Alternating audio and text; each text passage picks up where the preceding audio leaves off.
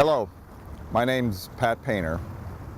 I'm the watershed manager for the City of West Palm Beach Public Utility Department. And I'm here today to introduce you to your watershed.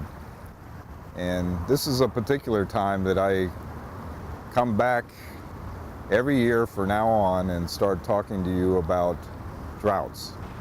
I know it may not look like we're in a drought. It may look like we have plenty of water, but on our doorsteps is a 100-year drought coming our way. And we may get some relief with rainfall and it'll all go away.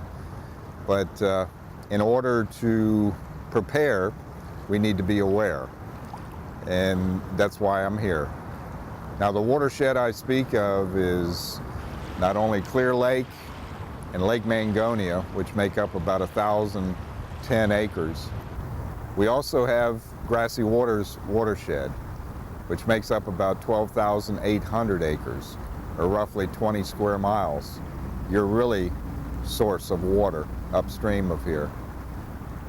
I'm here to introduce you to a new process that I'd like you to participate in and maybe become observational of. These little stakes out here have years on them, and they actually mark years of droughts that we've had this decade. We're going into the 4th drought in 1 decade, which is somewhat unprecedented in the history of South Florida. We've had droughts that extend for more than 1 year, but to have these sequential droughts like we're having now are somewhat of an oddity. And they may be a precursor of something that's out there, a trend maybe, who knows? But we need to get better informed about what to do when they come so we can protect our water supply both at Grassy Waters and here. Now, just to put you in perspective of why we're in a drought, every system in South Florida runs and operates because of rainfall. And we as water managers, basically all we do is manage rainfall here.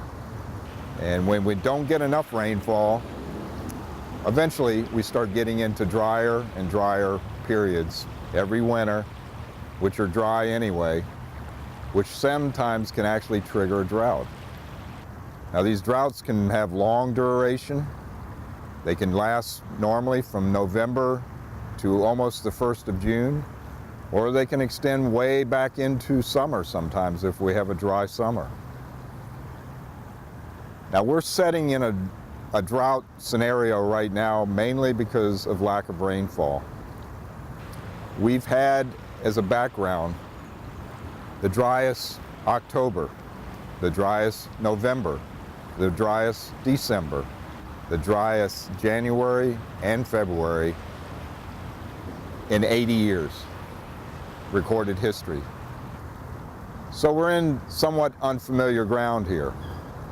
We're heading into March at almost 50% reduced amount of rainfall. So we're heading into something that we've maybe not seen the likes of in a long time. But these actually represent at least some historical perspective in context of where we've been. The 2007 drought was an eye-opener for the city. We got dangerously in the area of really needing water from other sources. Luckily, rain came. 2009, 100-year drought event. We made it through very well, mainly because we had managed our water well at the source up in Grassy Waters as well as the lakes. These all show levels of shoreline that eventually you're going to see as this drought progresses. So don't be alarmed when you see the shoreline. We've been here before. From an all-time drought, we have 2001. Took us down to elevation 10. These are all elevation 11, 1, 11, 2. But the 2001 really drew us down. Now right now that would mean that this whole lake would go down almost 2 feet 6 inches. And what that means by water supply is that the lake actually shrinks in the amount of pool it's got. So we need to be mindful.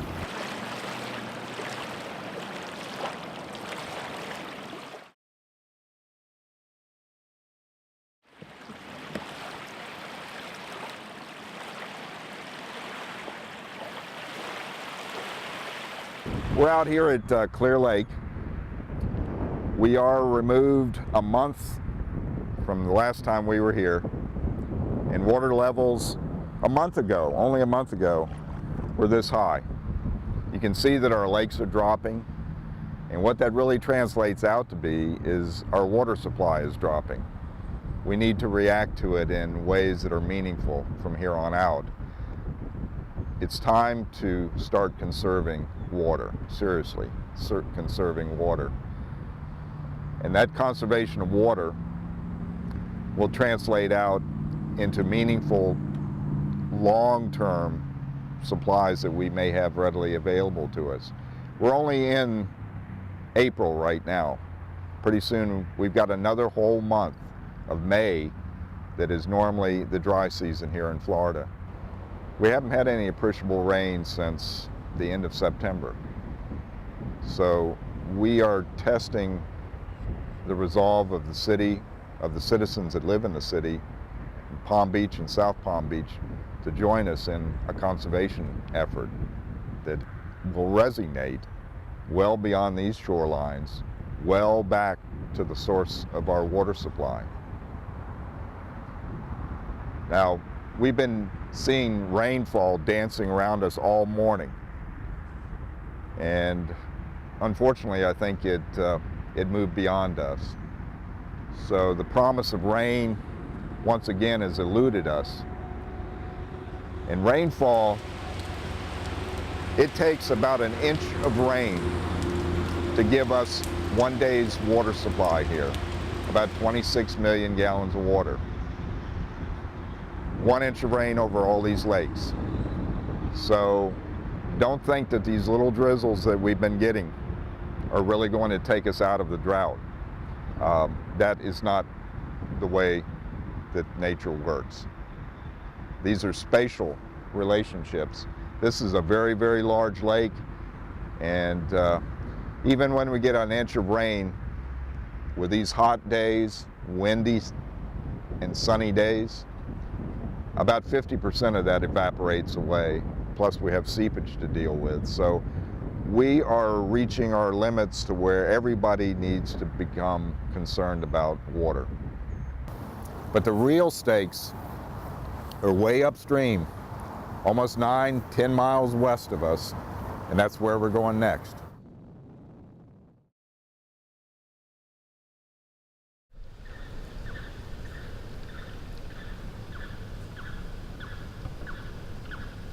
Conservation translates out positively the whole way back to here, Grassy Waters Preserve. This is where the real water begins in the city of West Palm Beach. It nurtures life as we know it in South Florida as far as wildlife goes.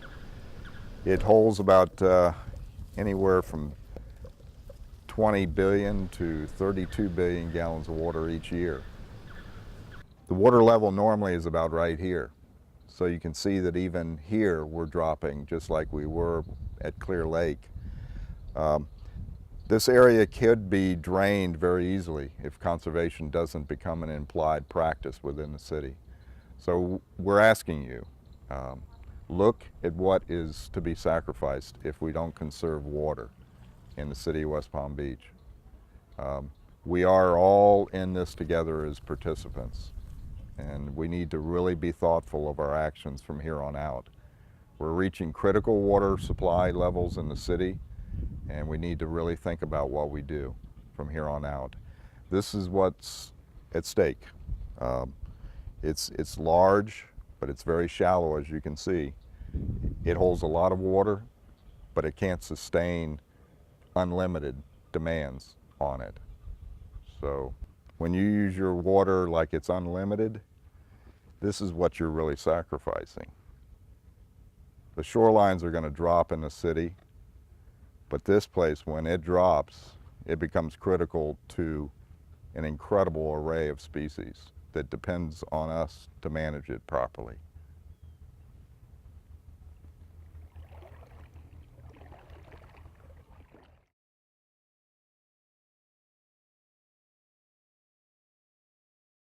With every drought comes a time of restrictions on water supply, so we can stretch it and make it through till the rainy season begins.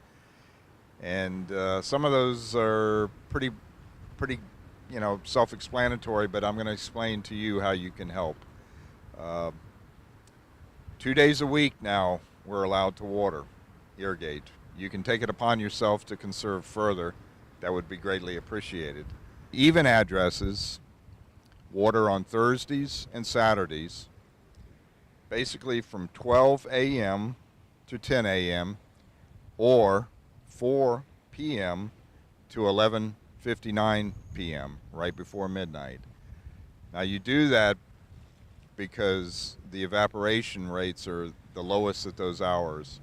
So we want to do that. Now the odd numbers are on Wednesdays and Saturdays between those same hours.